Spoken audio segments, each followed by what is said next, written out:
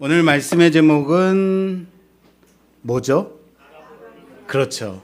아가보를 만났을 때, 아가보를 만났을 때라는 제목으로 하나님 말씀 보겠습니다. 우리는 미래에 어떤 일이 생길까 궁금해하죠.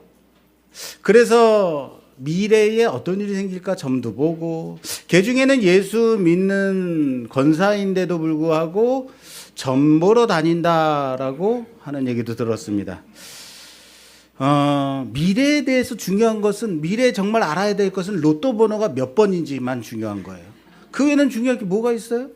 지난 정권에서 제가 제일 실망을 한 것이 뭐냐면, 현대화된 사회에서, 그것도 21세기 우리나라에서 이렇게까지 점술이나 역술, 미신이나 우상에 대한 어떤 사회 고위층에 있다고 하는 사람들이 그것을 추정하고 일방적으로 그것을 맹신하는 것, 그런다고 해서 그런 얘기들이 입방아에 이렇게까지 오를 수 있을까라는 생각, 이 정도로 이렇게 많이 회자됐는가라는 그런 생각이 너무 실망스러웠던 거예요.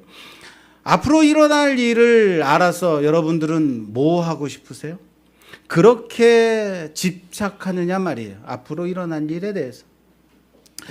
그래서 좋은 날짜도 받고, 그리고 관상도 보고, 그리고 이곳저곳 다니면서 여러 점술가들에게 물어도 보고, 점술가도 딱 한 사람한테 물어보는 게 아니다고 하더라고요.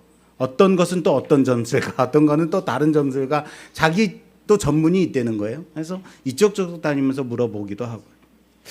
이게 정상적인 나라에서 있을 만한 일인가?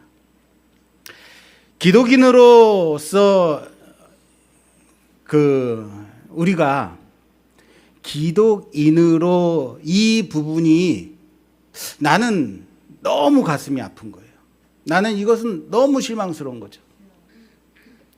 점 보러 다니는 권사 얘기, 나는 아니니까라는, 나는 그런 곳 다니지 않으니까 왜 그런 곳 다니는데 그런 표정 짓지 마십시오. 왜요? 우리 또한 한때 이곳저곳 기도원이다, 이곳저곳 신령한 목사다, 기도 받으러 다니고 예언 기도 받으러 다니고 그런 때 있지 않았습니까?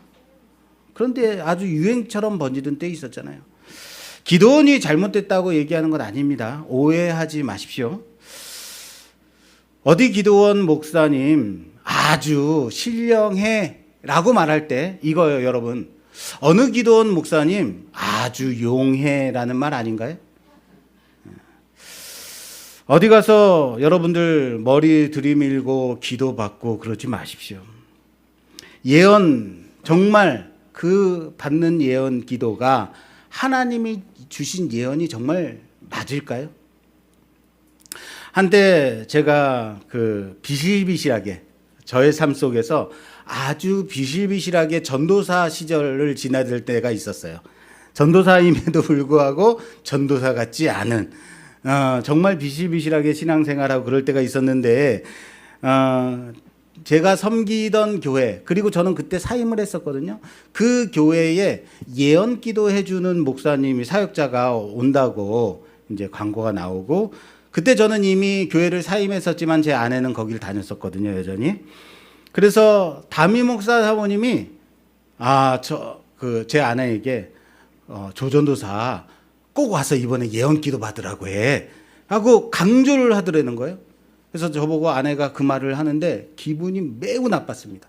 아니, 내 미래가 왜 당신들한테 관심이 그렇게 많은 건데, 왜 내가 예언 기도 받는 것이 그렇게도 당신들한테 중요한 건데, 많이 화가 나더라고요. 매우 불쾌하더라고요. 왜냐하면 그때 당시 내가 비실비실하게 전도사 시절을 보내고 있으니까 아마도 이 조전도사는 하나님의 사역을 직접 목사로서 사명을 받은 사람인가 아닌가, 그것 좀 점검해 봐야 되는 거 아니야? 그러니까 와서 예언 기도 받아봐 라고 한 것이 아닌가 싶어가지고 매우 불쾌했던 기억이 있습니다.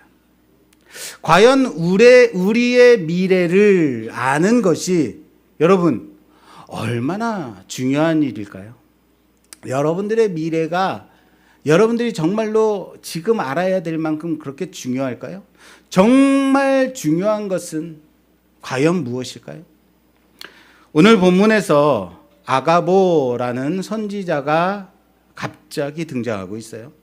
왜 갑자기라고 하냐면 앞부분에는 안디옥 교회가 세워지는 일이고 12장, 우리가 다음 주에 볼 12장에는 베드로가 감옥에 잡히는 일이거든요.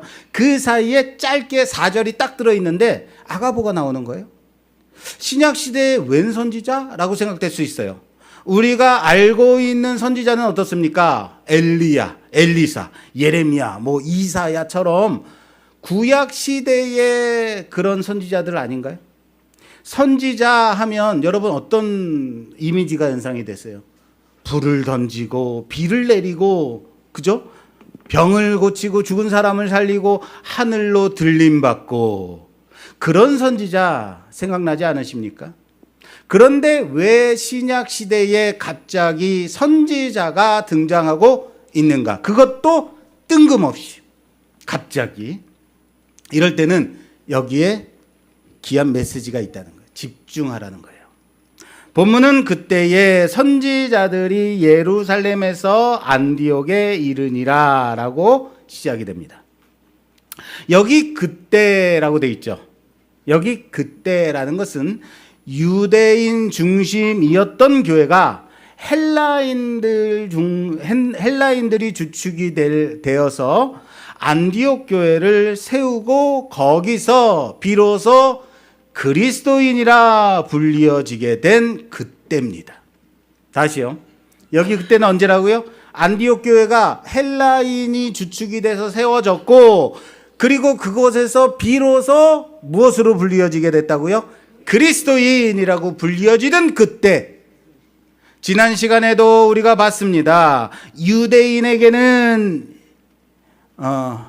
이전까지는 유대인과 헬라인 두 인종만이 있었어요.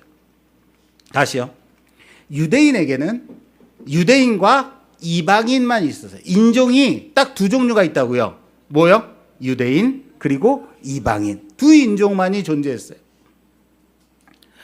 그런데 헬라인에게 복음이 전해짐으로써 유대인과 헬라인이 함께 세운 안디옥 교회, 거기에 새로운 인종이 생겨나게 되었다. 새로운 인종. 그건 유대인도 아니었고 헬라인도 아닌 예수로 하나 된 바로 그리스도인이었습니다. 새로운 인종이죠. 그런데 그때의 선지자가 한 사람도 아니고 복수, 선지자들이죠. 떼거리로 등장하고 있습니다. 선지자들. 자, 이 말은 분명 신약 교회 시대에도 선지자라고 불리는 사람들이 있었다라는 말이에요. 자, 그렇다면 신약 시대의 선지자는 도대체 어떤 사람들일까? 자, 우선 신약 시대의 선지자가 무엇인가? 선지자가 왜 있어야 되는가? 이것을 보기 위해서 이 선지자는 히브리어로 나비라고 합니다. 뭐라고요? 예, 나비콜 아닙니다. 나비입니다. 예, 나비라는 이 단어는 하나님의 말씀을 전하는 자라고. 뭐라고요? 잘 기억하십시오. 나비, 선지자라는 의미는 신의 말씀을 전하는 자. 구약시대는 하나님의 말씀을 전하는 선지자가 필요했습니다. 그럼 자, 신약시대는요? 신약시대도 하나님의 말씀을 전하는 자가 필요했을까요? 자, 고린도전서 한번 볼게요. 고린도전서 찾아주세요. 고린도전서 12장 말씀입니다.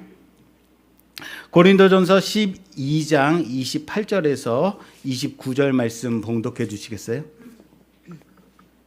하나님이 교회 중에 며칠 세우셨으니 첫째는 사도요, 둘째는 선지자요, 셋째는 교사요, 그 다음은 능력을 행하는 자요, 그 다음은 병 고치는 은사와 서로 돕는 것과 다스리는 것과 각종 방언을 말하는 것이라. 다 사도이겠느냐? 다 선지자이겠느냐? 다 교사이겠느냐? 다 능력을 행하는 자이겠느냐? 아멘. 아멘. 자, 하나님께서 교회 안에 며칠 세우셨는데 사도, 선지자, 교사 그리고 능력을 행하는 자라고 말씀하고 있습니다. 교회 안에 이런 사람들 선지자 세웠다 안 세웠다? 세웠다라는 거예요. 그리고 에베소서 4장 11절 말씀에 가면 그가 어떤 사람은 사도로 어떤 사람은 선지자로 어떤 사람은 복음 전하는 자로 어떤 사람은 목사로 교사로 주셨으니라고 말씀하고 있습니다. 분명 교회 안에 사도, 선지자, 교사, 복음 전하는 자, 목사, 교사 등 이런 직분을 가진 자들이 있었다라는 얘기예요. 그리고 이들의 공통점이 있습니다. 이들의 공통점이 뭔지 아시겠습니까? 사도, 선지자, 복음 전하는 자, 목사, 교사. 이들은 모두 말씀과 관련된 직분자들. 따라서 합시다. 말씀과 관련된 직분자들. 이라는 거예요. 그렇다면 왜 이렇게 다양한 말씀에 관련된 직분자들이 신약교회, 초대교회에 필요했을까, 있어야만 했을까라는 거죠. 왜? 아니 그냥 목사면 되지 않아요? 그냥 사도면 되지 않는가? 그죠? 그런데 이렇게 다양한 말씀에 관련된 다양한 직분자들이 왜 있어야만 했을까? 이거 간단해요. 왜 있어야 됐을까요? 아직은 교회에 성경, 하나님의 말씀, 완성된 하나님의 말씀이 없었기 때문이죠. 성경이 없었기 때문이에요. 그러니까 하나님의 말씀을 무엇을 통해서? 이런 사람들을 통해서 전달을 받아야 됐다. 그러니 이때 교회는 이들, 다시 말해 말씀 사역자들을 통해서 하나님의 말씀을 들어야만 했다라는 얘기입니다. 그 중에 선지자가 있는 겁니다. 교회는 사도들이 직접 증거한 그 말씀을 듣고 선지자들이 말한 그 예언, 그 하나님의 말씀 예언을 듣고 방언과 통변을 통해서 그리고 지식과 계시를 통해서 지혜를 통해서 하나님의 말씀을 들어야 했었다라는 얘기입니다. 그래서 사도 바울은 이 모든 것을 말씀의 은사, 따라서 합시다. 말씀의 은사라고 부릅니다. 말씀의 은사에는 예언, 계시, 지식, 지혜, 가르침, 그리고 방언, 통변 등이 있습니다. 자, 볼게요. 고린도전서 찾아볼게요. 고린도전서 14장. 고전 14장 2절에서 5절까지 봉독해 주시겠어요? 2절에서 5절까지입니다. 방언을 말하는 자는 사람에게 하지 아니하고 하나님께 하나니 이는 알아듣는 자가 없고 영으로 비밀을 말함이라. 그러나 예언하는 자는 사람에게 말하여 덕을 세우며 권면하며 위로하는 것이요 방언을 말하는 자는 자기의 덕을 세우고 예언하는 자는 교회의 덕을 세우나니 나는 너희가 다 방언을 말하기를 원하나 특별히 예언하기를 원하노라. 만일 방언을 말하는 자가 통역하여 교회의 덕을 세우지 아니하면 예언하는 자만 못하니라. 아멘. 아멘. 자, 여러분 그 신약 성경에서 예언이라는 말을 여러분들 볼 때 미래에 말하는 것, 미래를 말하는 것이라고 생각하시면 안 됩니다. 신약 성경에서 예언은 하나님의 말씀을 가리키는 거예요. 예언. 자, 거기서 자, 여기 지금 방언과 예언이 나와요. 자, 여기서 예언과 방언을 같은 선상에 두고 있어요. 우리가 생각하고 있는 바, 여러분, 방언은 기도하는 것이다라고 생각하잖아요. 그죠? 그런데 예언, 하나님의 말씀과 방언을 같은 선상에 두고 있는데 그 대상에 따라서 하나님께 드리는 것이면 무엇이다? 방언. 그 대상이 사람을 향하고 있으면 뭐다? 예언이라고 말하고 있단 말이에요. 다시 말해 방언도 통역하면 그것은 예언이 되는 거예요. 우리는 방언하면 단지 기도의 한 방편이다라고 생각하지만 실제는 말씀 은사의 다른 면이다라고 봐야 되는 거예요. 그것도 방언. 자, 오늘은 은사에 대한 공부하는 시간이 아니니까 여기까지만 하고 여기서 이제 한 걸음 더 들어가서 한번 보겠습니다. 자, 그러면 하나님께서 왜 이런 말씀의 다양한 은사들을 신약 교회에 주셨는가라는 거예요. 여러 가지 말씀의 다양한 은사들. 이 말씀의 은사들은 무엇을 위한 것인가를 알아야겠어요. 성경은 이렇게 말하고 있어요. 이 말씀의 은사에 대해서 에베소서 2장 보겠습니다. 에베소서 2장 가볼게요. 에베소서 2장 20절에서 21절 말씀. 20절에서 21절 봉독해 주시겠어요? 너희는 사도들과 선지자들을 터 위에 세우심을 입은 자라. 그리스도 예수께서 친히 모퉁이 돌이 되셨느니라. 그의 안에서 건물마다 서로 연결하여 주 안에서 성전이 되어가고. 아멘. 아멘. 자, 너희는 사도들과 선지자들의 어디 위에? 어디 위에요? 터 위에. 너희는 사도들과 선지자들 위에 선지자들과 사도 위에 터 위에 터 위에 세우심을 입은 자들이다라고 말하고 있어요. 예수님이 친히 모퉁이 돌이 되셨고 그 안에서 서로 연합하여 성전으로 지어져 가느니라 라고 말씀하고 있어요. 자, 여기서 터라고 했죠? 이 터가 무엇일까? 이 터라는 단어가 아주 중요한 단어예요. 이 터는 무엇일까요? 터를 통해서 교회의 기초가 된다고 말했죠. 그런데 이 터가 교회의 기초가 되는데 그것도 바로 사도들과 선지자들의 터예요. 자, 사도들과 선지자들의 터 위에 세워진. 자, 이 터가 무엇일까? 그것은 이 터 하면 뭐라고 그랬어요, 지금요? 아니요, 여러분들은 사도들의 헌신이요, 선지자들의 희생이요, 뭐 이렇게 말씀하셔야 돼요. 다시요. 자, 이 터가 뭐라고요? 여기는 분명히 그렇게 써놨단 말이에요. 여러분들은 하나님 선지자들의 순교 이렇게 했을 것이다 이렇게 써놨는데 갑자기 설교가 엉켜버렸습니다. 어디서 그렇게 잘들 배우셨어요?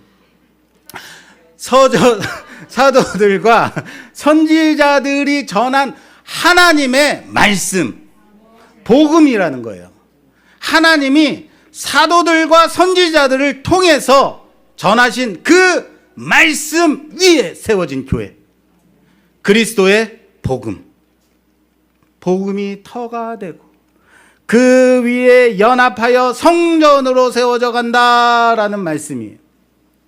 바울은 고린도전서 3장 11절 말씀에서 이 닦아둔 것 외에 능히 다른 터를 닦을 자가 없으니 이 터는 곧 예수 그리스도라. 할렐루야.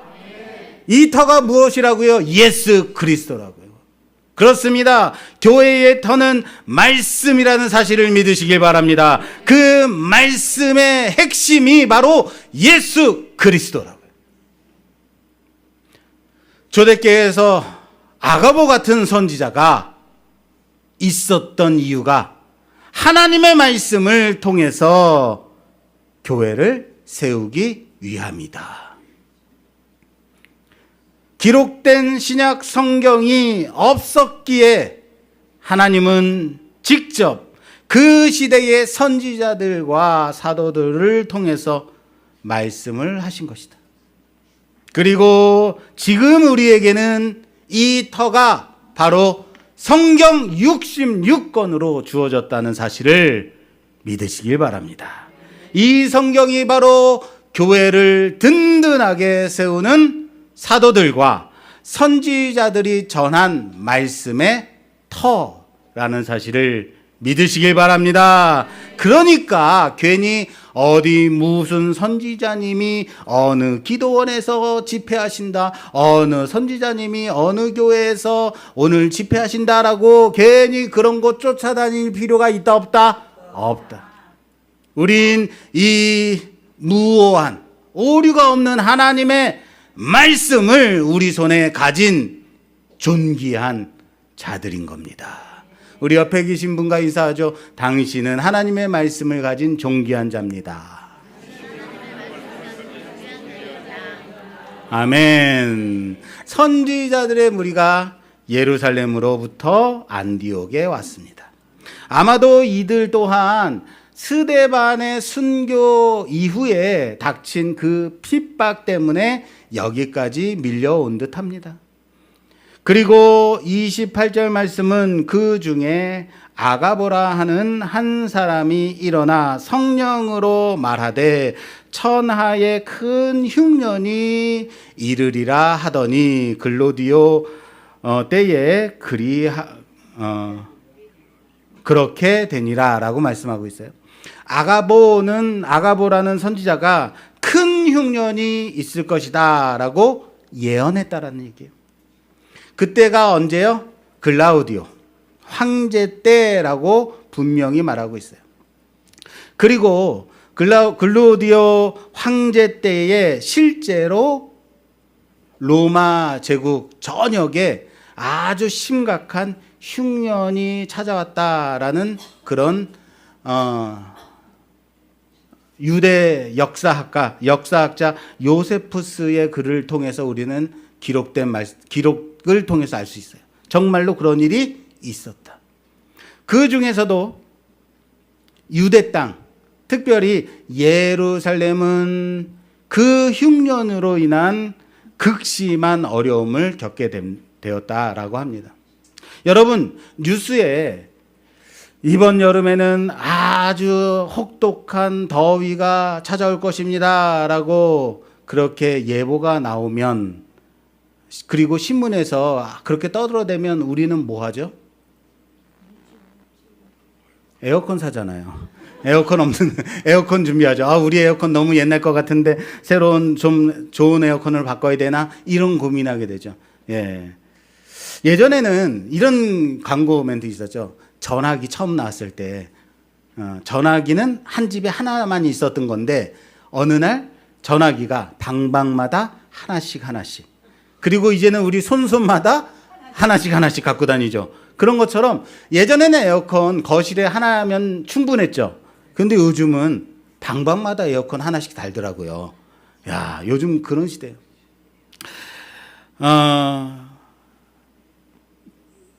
더위가 심각할 거라는 뉴스가 그렇게 있게 되면 사람들은 그 예보에 따라서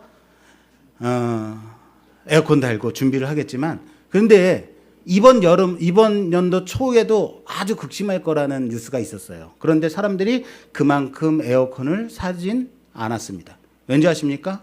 그 뉴스 듣는 사람들이 이거 우리가 한두 번 속나? 이거 다 에어컨 회사들이 마케팅하는 거야 라는 얘기하면서 달지 않더라고요.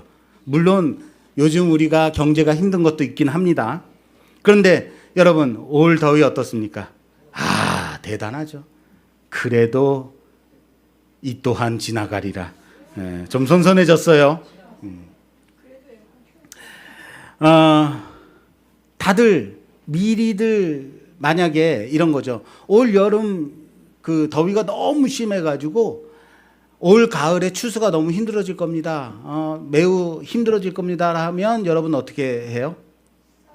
그렇죠. 큰 마트 가서 라면 사고 쌀 사고 쌀 때, 그리고 받은 소비 쿠폰 가지고 가서 이것저것 사야죠. 제가 은순 집사한테 야, 소비 쿠폰 받았지? 목사님한테 맛있는 거 사줘야지 그랬더니 다 썼어요 그러더라고요. 받은 지 이틀 만에 다 썼대요. 뭘 그렇게 벌써 다 썼는데 그랬더니 뭐 다 소비용품, 이게 생활에 필요한 용품들도 아주 이것저것 아주 잘 샀더라고요. 자, 하나님의 선지자가 아주 큰 흉년이 들 거다라고 예언한다면, 뭐 한다면? 예언한다면 어떻게 하라는 거예요? 그렇죠. 식량 준비하고 집집마다 충분한 물과 양식들 쌓아 놓으라고 말씀해 주시는 것 아닐까요? 먼저 우리 집, 우리 가족, 우리 필요한 것들 그렇게 준비해야 된다라고 생각하지 않겠습니까? 우리 그렇게 하잖아요. 그게 우리들의 본성이죠. 그런데 그게 나쁜 건가요? 흉년이 온다고 예언이 왔으니까 미래를 준비하는 거잖아요. 나쁜 건가요? 그렇죠. 전 나쁘다고 생각하지 않아요. 자, 하나님이 준비하라고 선지자를 통해서 예언을 주신 거다라면, 그런데 안디옥 교회는 그렇게 하지 않았다라는 거예요. 물론 그런 부분도 있겠지만 또 한 가지를 더 준비했습니다. 오늘 말씀 볼까요? 11장 29절에서 30절 말씀. 29절에서 30절 말씀 봉독해 주시겠어요? 제자들이 각각 그 힘대로 유대에 사는 형제들에게 보조를 보내기로 작정하고 이를 실행하여 바나바와 사울의 손으로 장로들에게 보내니라. 아멘. 제자들이 유대의 부조를 전하기로 작정했다라고 그러고 있어요. 자, 여기 제자들은 누구예요? 제자들. 안디옥 교회에 있는 헬라인 제자들이죠. 자, 유대인들에게 차별받고 가까이 하지도 않았던 그들인 거예요. 그런데 안디옥 교회가 누구를 돕겠다고 하고 있어요? 결정했어요? 유대인.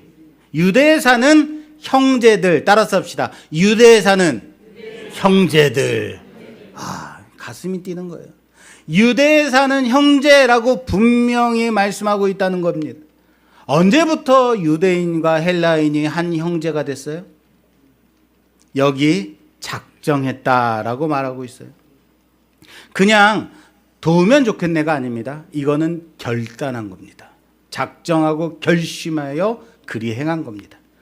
자신의 믿음과 형편에 따라서 마음을 정하고 그렇게 행동했다라는 얘기입니다. 안디옥 교회는 헬라인 중심의 교회였습니다. 유대인의 교회가 아니었습니다. 그런데 예루살렘 교회를 형제라고 불렀습니다. 혈통도 다르고 배경도 달랐습니다. 그러나 예수 그리스도로 인해 그들은 이미 한 형제였습니다. 할렐루야. 지난주에 우린 안디옥 교회가 특별하게 세워진 것을 봤습니다. 지금까지는 상상도 하지 않았던 유대인이 아닌 헬라인들에게 복음이 전해진 겁니다. 그들이 중심이 되어 세워진 최초의 이방 중심의 교회. 이거 정말 이래도 되나?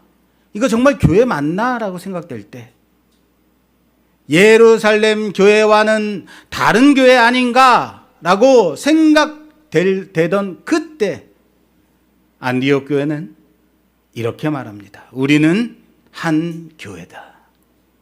우리는 그리스도 안에서 한 형제요, 한 교회.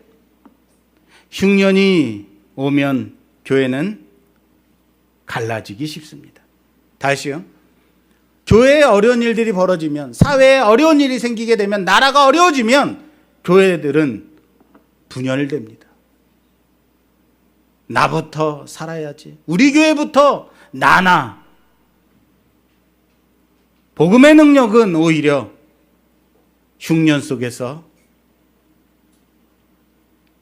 진짜 교회가 드러나게 되는 것입니다. 교회는 어려울수록 서로를 향해 열린 손을 내밀어야 한다는 사실을 믿으시길 바랍니다. 그래서 흉년 앞에서 진짜 형제가 드러나는 겁니다.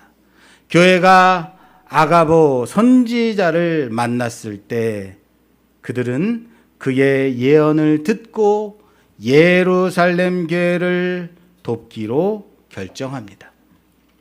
안디옥 교회는 흉년을 대비하라는 아가보의 예언으로 안디옥 교회와 예루살렘 교회가 진정한 그리스도 안에서 하나의 교회임을 증명하는 계기로 삼았다라는 얘기입니다.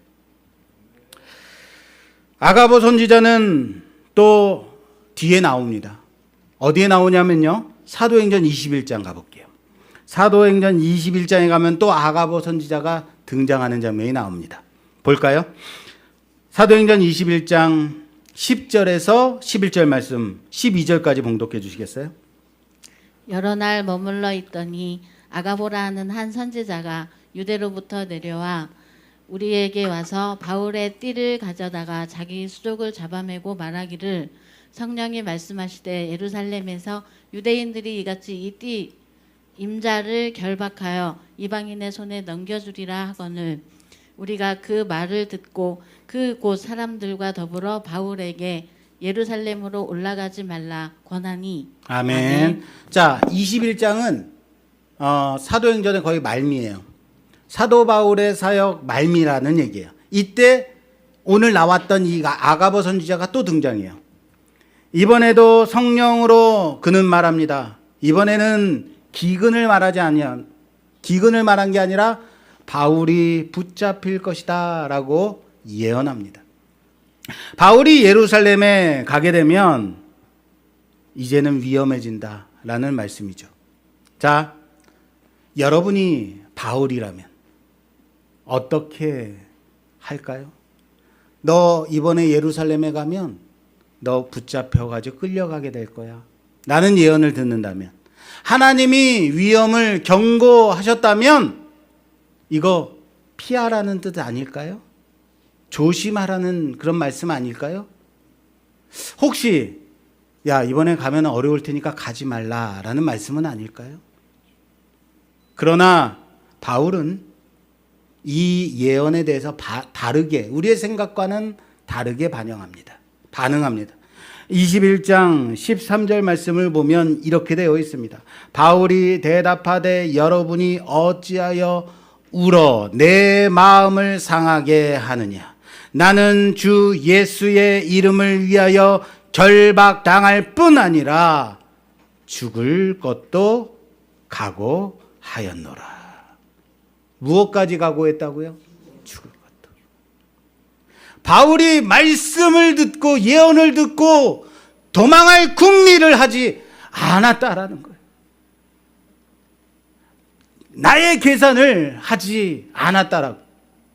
바울은 말씀을 듣고 자기가 가야 할 길을 더 분명하게 알았다라는 겁니다. 이제 여러분 잘 보십시오. 선지자는 무슨 일을 하는 사람인가요? 미래를 예언하는 사람이 선지자입니까? 미래를 예언하는 것을 우리는 앞니를 점친다라고 말합니다. 그건 점쟁이나 하는 일입니다. 선지자는 미래를 점치는 자가 아니라, 미래를 말하는 자가 아니라, 따라서 합시다. 하나님의 뜻을 대언하는 자다. 하나님의 말씀을 전하는 자라고요. 여러분들의 입술에 하나님의 말씀이 있다면 여러분들은 선지자의 역할을 감당하는 거예요. 아가보는 도망치라고 하지 않았습니다. 그저 하나님의 말씀을 전했을 뿐입니다.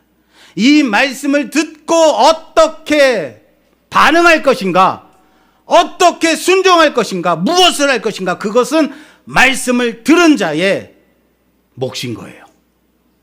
오늘 설교 말씀 듣고 이 말씀을 가슴에 새기고 삶이 변하는 자가 있을 겁니다.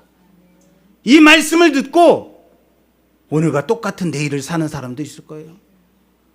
사는 게 뭐 이래 하고 떠나는 자도 있을 겁니다.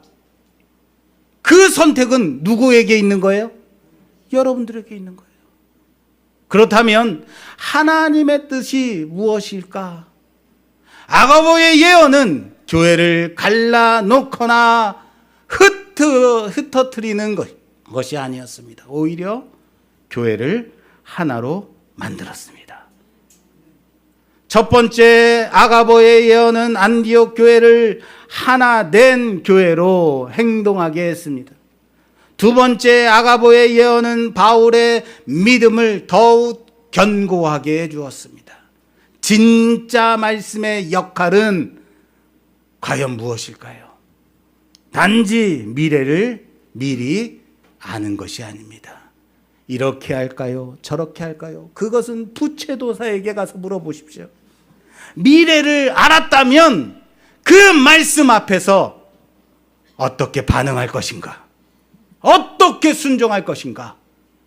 그것을 결단해야 되는 것입니다. 그건 하나님의 말씀을 들은 사람들이 바로 그리스도인으로서 살아가는 모습이라는 사실을 믿으시길 바랍니다. 우리는 어떻습니까? 우리도 하나님의 말씀을 듣는 자들입니다. 오늘도 들었고요. 지난주에도 들었고요. 성경 말씀을 통해서 듣고 있습니다.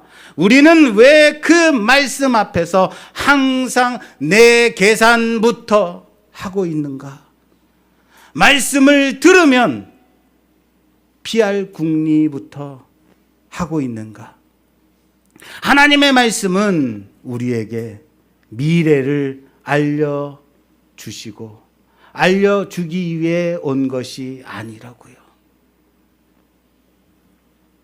그 말씀을 듣고 그리스도인으로 행동하라라는 하나님의 뜻입니다.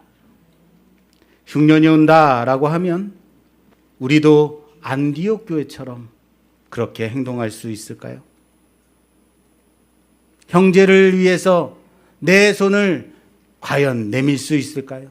바울처럼 붙잡히고 묶여 끌려간다고 라고 해도 그 길 과연 갈 수 있을까요? 교회는 흉년과 위기 앞에서 진짜가 드러나는 곳입니다. 여러분의 믿음과 우리의 교회는 진짜인가 점검하는 우리 모두가 되기를 주님의 이름으로 부탁합니다. 말씀을 들으면서 이제 피할 궁리를 할 것인가? 믿음으로 그 말씀 붙잡고 갈 것인가? 그것이 성령이 우리에게 말씀하시는 이유인 것입니다. 이것이 아가보의 예언이 우리에게 주는 진짜 도전인 것입니다. 사랑하는 여러분, 오늘 설교의 제목을 아가보를 만났을 때라고 정했습니다. 아가보는 특별한 존재가 아닙니다. 그저 하나님께서 주신 그 말씀을 전하는 자일 뿐입니다.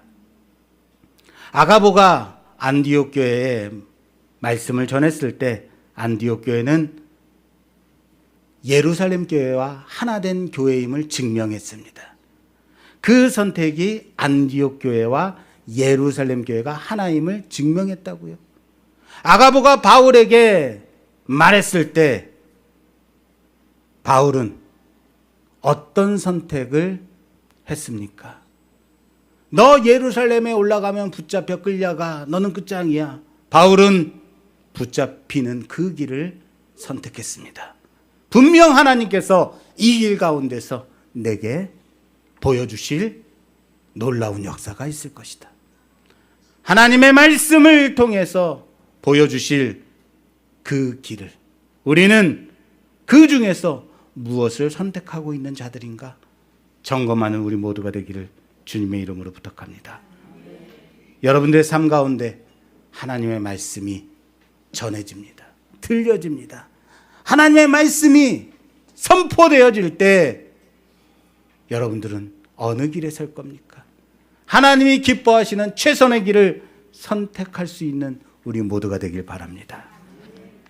진짜 우리 교회가 진정한 하나님의 교회임을 증명하는 우리 교회가 되기를 주님의 이름으로 부탁합니다. 우리의 삶 가운데 진정으로 예수 그리스도 안에 있는 진정한 그리스도인으로 살아가는 모습이 무엇인지 증명하는 우리 모두가 되기를 주님의 이름으로 축원합니다. 축원합니다.